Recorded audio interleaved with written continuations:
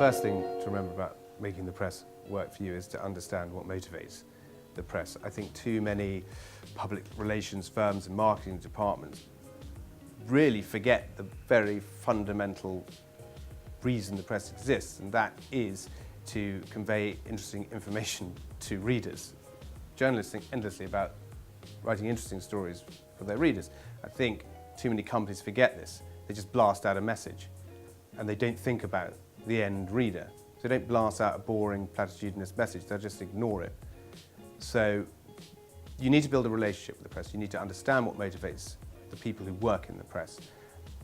Put very simply, a journalist has three fundamental motivations. One is they've got an editor to keep happy, they've got a deadline to meet, and they've got a story to grind out. They have to fill a certain amount of space in their newspaper, and they want to get that story to the front of the newspaper. All journalists, and I can say this because I've been one, are pretty vain. So if you want to understand journalists, will just flatter their egos. But they'll never. But also, while you're doing that, make friends with them, sure, but they'll never be your friends, because the journalist at the end of the day will always, the scoop will win.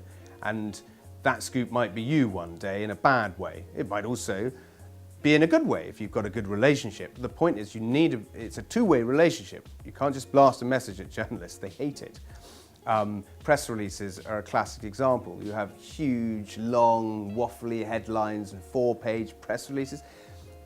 There's a greater chance of a camel passing through the eye of a needle than a journalist on a national newspaper or website taking any notice of your press release, I'm afraid. The press release should be seen as the very last thing in a process, the last point of a process where you built up a relationship, you regularly speak to the press.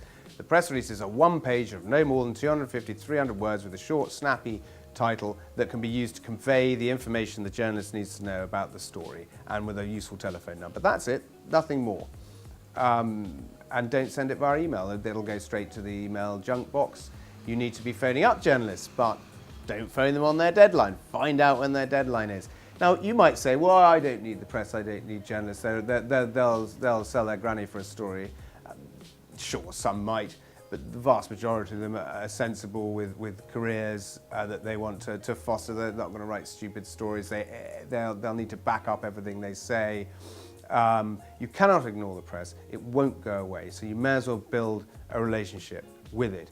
In this day and age, of course, there are many, many other mediums to get your message out there, which we've talked about today via social media particularly. I mean, companies are becoming their own content producers. But that doesn't reduce the importance of the press as strong brands under which to get your message out there. But don't expect journalists to write stories about you just because you've sent them a press release about it. They'll ignore you.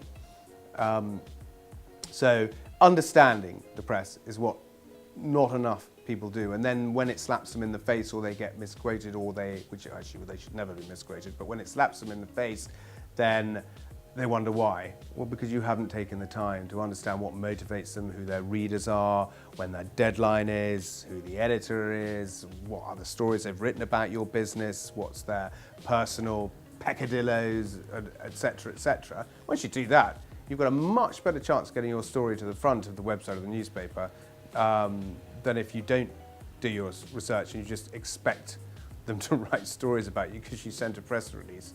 And then you've got hundreds of people to phone them, which just upsets them.